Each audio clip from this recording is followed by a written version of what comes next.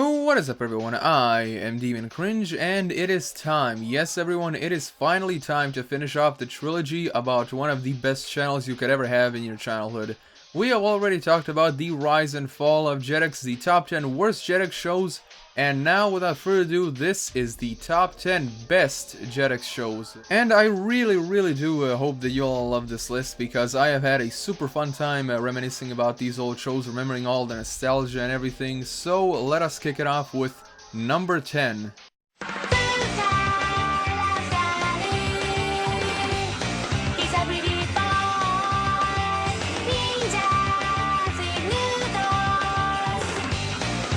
Now, I decided to put Puka at number 10 because ultimately, while it was really fun to watch, it wasn't really all that too special and nothing like super amazing to write home about, but that did not stop this cute little chibi style show to gain a cult following. The show first started off as a series of shorts where our main character Puka tries to catch Garu, the ninja of her dreams, and Garu of course trying to escape. The show itself did follow the typical girl crushing on boy trying to run away and all that stuff, and the show really nailed it because this type of formula is only enjoyable in small increments. For a chibi style show, I do have to say the art style was actually pretty nice because unlike other chibi style shows, this show was actually very simplistic in its designs. It had thick outlines which really made everything stick out, and it had its own unique charm. Later, after gaining popularity, it spun off into its own full-length show with one-off episodes where Puka and Garu would go on adventures unlike the usual plots of the shorts, which basically boiled down to just Puka chasing down Garu and all that. The minor characters that appeared in the shorts were also given voices, while Puka and Garu remained silent, which made them keep the charm that they had in the shorts. This show in and of itself, just like I said, wasn't groundbreaking, but it was really nice to watch, and many people still remember it fondly to this day. Number 9. Behold, the dog. We know him as man's best friend, but what do we really know?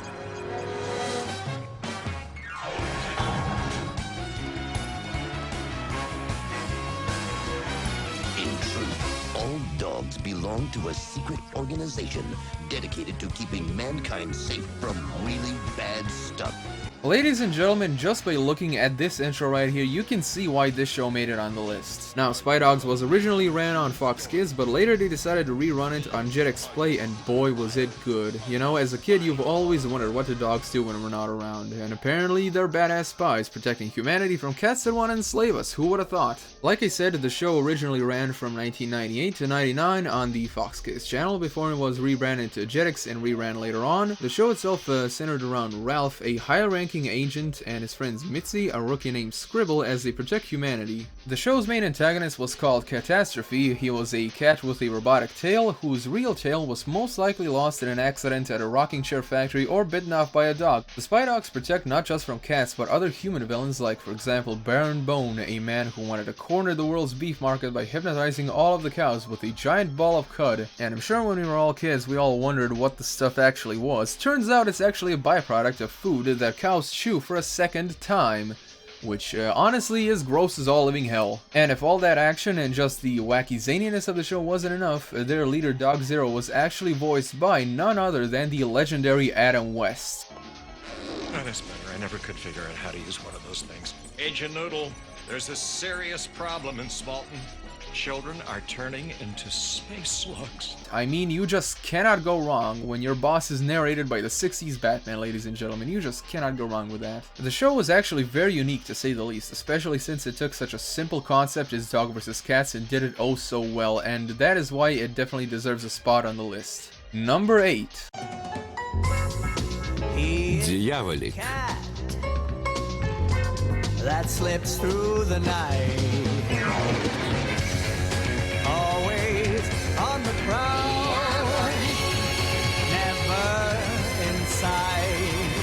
Ladies and gentlemen, you knew, okay? You just knew that this cartoon was gonna be on the list. I mean, come the hell on. Diabolique was another cartoon produced by Saban Entertainment that first aired on Fox Kids and was later reran in the early days of Jetix, securing its position as one of the founding fathers of the channel, based on the 1960s comics created by Angela and Luciana Guisani. Sorry if I'm mispronouncing that. It was centered around the main anti-hero Diabolique, who had a list of abilities longer than my arm. Abilities may include, but are not limited to, being a criminal and scientific genius, having a photographic memory, being an expert mesmer, a polyglot, the ability to learn many languages, and a knowledge of Morse code. The show centered around Diabolique and his accomplice/lover Eva Kant as they fight an organization called the Brotherhood and Dane, the show's main antagonist, while invading Inspector Ginkgo. The story itself is actually really kid-friendly compared to the original comic books, where the main character was raised by a guy called King, who exploited him later and was first killed by Diabolique. By the way, for anyone who's interested, there's also a 60s movie made, I think it's called Dagger Diabolique. I really don't think it's the best movie ever, but honestly, if you're a fan of the show, you're gonna probably like the movie. This was actually the very first espionage-esque cartoon that I ever saw, and I, just like a lot of people, will always remember it fondly. Number 7. This is the story of a witch and wizard, and they made a magic potion for casting spells, and those spells will turn the city topsy-turvy, and it's up to the animals to save the world. It's a mega magic. Just look at that intro, everyone. The visuals in the song pretty much tell you get ready because something awesome is gonna happen. Based on the original book, Shabadaba Scooby Snacks Punch Punch, that translates to The Night of Wishes, revolves around the main characters, a wizard named Bubonic and his aunt, a witch named Tyrania, who have pretty much fallen behind on the whole spell business and are pressured by their supervisor Maledictus T. Maggot to make a permanent spell or they will be punished. So the plot of the episodes are very straightforward. The mages cast a spell that must be reversed within 7 hours or it is permanent and is up to their pets to take care of it, but they will not go at it alone because they will always visit a zoo and seek advice from an old wise turtle called Auntie Noah on how to deal with the curse. Even though the plot and story usually stay linear, the biggest appeal of this show are the interactions between the characters and the spells that the mages create, coming from giant robots to plants to turning people into cavemen, and the music is really good too. Honestly, the only thing that really bummed me out about the show is that it did not end with Bubonic and Tyrania finally making a permanent spell. It really would have been the perfect way to end it, especially since the two have like really annoying neighbors. They're called the Cozies, and yes, they are based on those really obnoxious cardigan people that just love to show how perfect and special they are. I mean, come the hell on. When you see people like this in real life, you just cannot help but hate them, and it would have been so awesome to see them get spanked. All in all, the show itself was actually pretty good, and the theme song really did stay in your head forever. Maybe that was actually the permanent spell all along. Number 6. What's with Andy? What's with Andy? Hi, I'm Andy. My last name Larkin. Before this day's out, I'll be back in kindergarten. Started out as a prank, but then got way out of hand. See, now the whole town's shouting, hey, what's with Andy? Based on the children's book Just, What's with Andy was a show based on a kid called Andy Larkin and his friend Danny Pickett pulling pranks on everyone. He also had to deal with his mean sister Jen, as well as these school bullies Lick and Leech, and win the heart of his crush Lori Mackey, who is actually called Lisa in the books. Now, the first thing I gotta say that this show does really well is breaking the fourth wall. It pretty much happens in every single episode where the screen goes black and white, everything stops, and Andy talks to the viewer. Now, another thing that I really did like about the show and it kept me interesting is just how many reoccurring minor characters there are, and those characters are not just there to just spot a few one-liners, but actually bring some good interaction and character development to the table. Some of these characters are, besides the bullies Lick and Leech, Principal DeRosa, Mayor Henry Roth, Mush, and Norman Larkin, Andy's grandpa, who is also a prankster. Now, Andy and Danny really do take their craft very seriously and never go small, which is why most of the time the pranks do tend to succeed, with a few kinks here and there. Some of the pranks include filling an entire burger joint with foam, replacing free food with bad beans, and sabotaging a school photo by making custom belts that explode while trying to save Lori from embarrassment at the same time.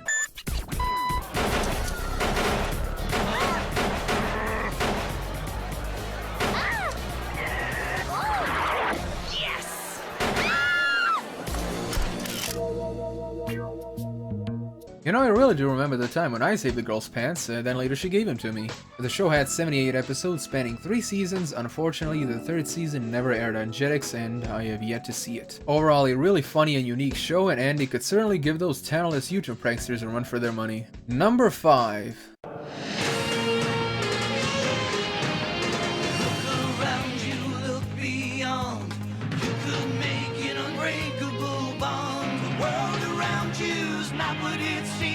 Yep everyone, Shaman King, one of my favorite and by far one of the funniest anime series I have ever seen. Based on a manga of the same name, it follows a kid called Yu Asakura on his quest to become the Shaman King, and it features some of the funniest characters I've ever seen in the entire medium of anime. My two personal favorites were Ryu, who for some reason they renamed to Ryo in the English version. He was by far the funniest, and quite honestly he reminds me of myself because he is really passionate in pursuing his goals, and I do gotta say I did rock a pretty sweet pompadour back in high school. The second one was Faust VIII, who in my opinion was done extremely well because at the start he was a real villain who wanted to kill Yo, but they really brought him back with a well-developed redemption arc. Unfortunately, the anime ended on a cliffhanger, and I can't be bothered to read the manga, so that's all, I guess. Now, for as much as I remember the show, it really did have great story progression, and it always did tie up loose ends, and it had an excellent blend of both comedy and seriousness. It really was something, I gotta say, at least to me, because the majority of shonen anime that I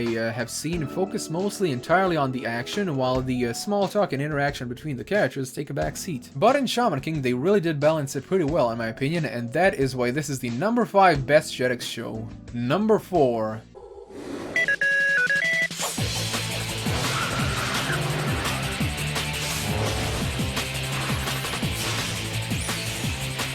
Now I know what you're thinking everyone, you're saying, oh my god Dev, this is just another Charlie's Angels clone, and yes, while that is true, it is definitely the best one.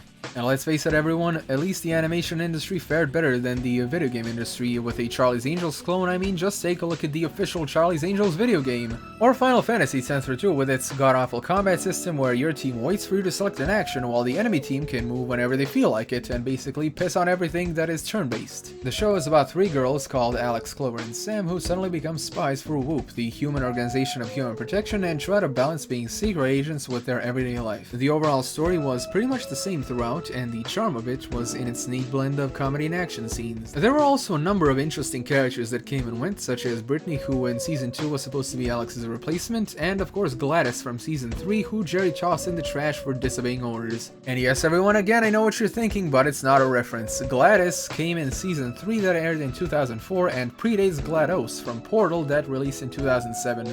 Wow. And yes, ladies and gentlemen, I was just about as shocked as you when I found that out. The cartoon itself was pretty fun to watch, and even though it was made for girls, 50% of the audience was male, and it was even given a spot on Screen Rant's list of 10 girls shows that boys secretly loved. Just like the Powerpuff Girls, it just goes to show you that even if it's made for boys or girls, equality knows no bounds. Number 3.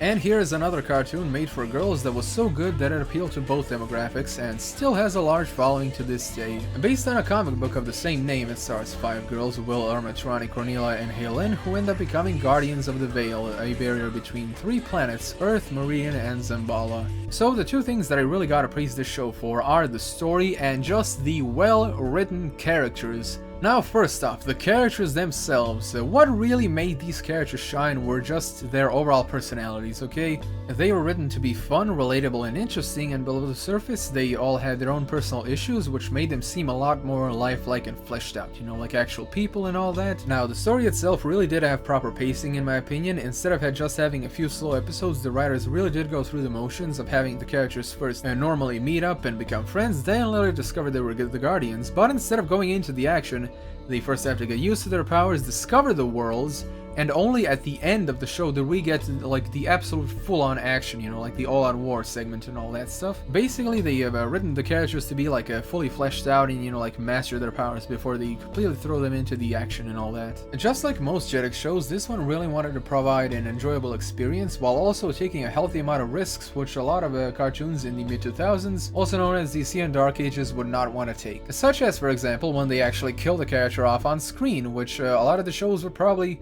either do it off screen or just not at all. Master, Kandrakar is yours. Kneel before your prince.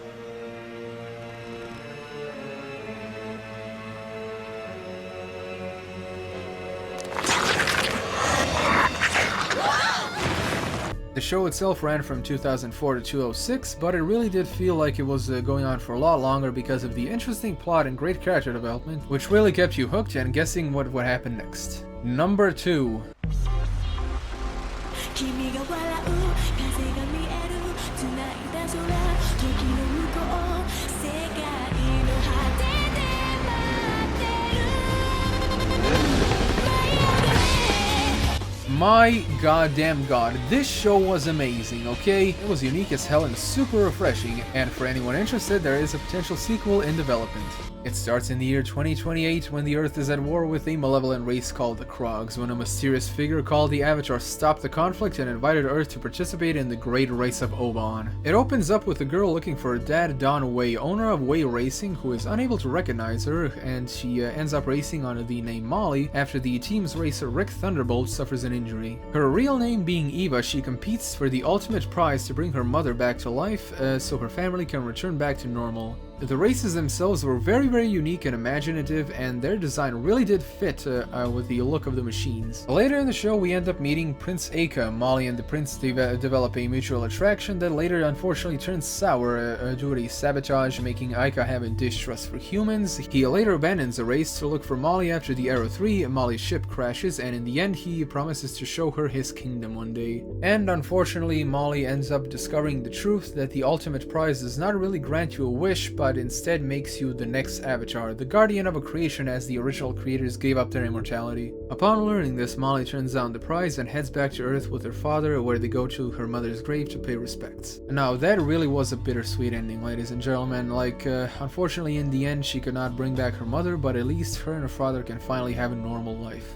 The show itself ran for only one season, consisting of 26 episodes, and my god, it was a memorable one, I gotta say. I haven't seen another show like this, and I'm really happy that I had the chance to see it when I was a kid. Now, like I said, there is a potential sequel in development, but there is no confirmation, just that one little sentence on the Wikipedia article, so we'll just have to see what happens. And now, ladies and gentlemen, before we reveal the number 1 best Jetix show, let's have a rundown of all the others. Number 10, we have Puka. Number 9, Spy Dogs. Number 8, Diabolique. Number 7, One Punch. Number 6, What's with Andy. Number 5, Shaman King. Number 4, Totally Spies. Number 3, Witch. Number 2, Oban Star Racers. And everyone, the number 1 best Jetix show of all time is... While exploring the outskirts of the city, I discovered an abandoned super robot. It was then my life was transformed by the mysterious power Primate. The robot monkeys were awakened, and I, Shiro, made their leader. Our quest, save Sugazoom City from the evils of the Skeleton King. Super Robot Monkey Team, Hyperforce, go! Fighting any evil, they are Shagazoom's hope. Super Robot Monkey Team, Hyperforce, go! Defeating any foe. Okay, everyone, don't lie to me. You knew for 100% this show was gonna be number 1.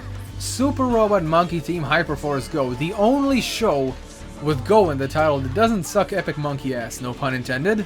It was produced by Jetix Animation Concepts and was created by the one and only Ciro Nieli, I hope I'm reading that correctly, who was also one of the directors on the original Teen Titans, ladies and gentlemen. Now, one of the things that I really love the most about this show, and in my opinion what really makes a good action cartoon, is having a well-developed villain.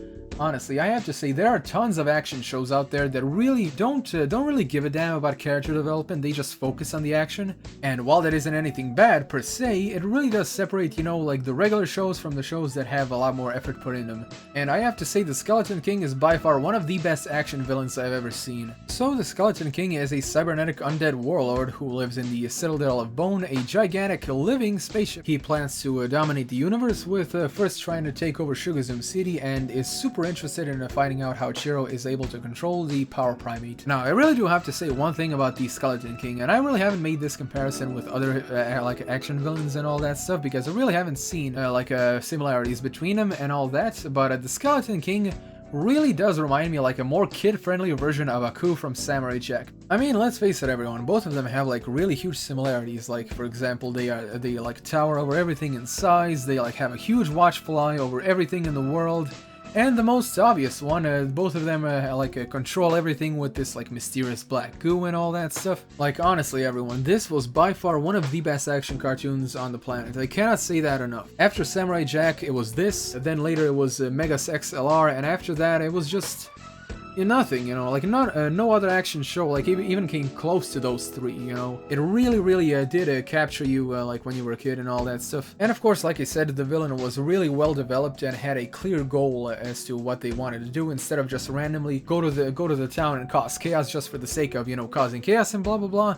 It was all executed so well, and I am really happy that like with Oban, I really am happy that I had the chance to see it while I was on TV and all that. I will remember it fondly for the rest of my days, and I hope you will too. Well, ladies and gentlemen, that about wraps it up. We have talked about Jetix's amazing rise to the top and its unfortunate murder at the hands of the GLaDOS of the animation industry, aka Disney, the top 5 worst cartoons, and now the top 10 best cartoons of Jetix. Well, ladies and gentlemen, thank you all so much for joining me on this amazing trilogy. Jetix truly was the underdog of kids TV, and it will always be remembered as such. Anyway, everyone, thank you so much for watching this video and this whole trilogy. Be sure to click that sub button and that beautiful little bell icon. And as always, I'm Deviant Cringe, and I'll be seeing you guys and gals in the next video.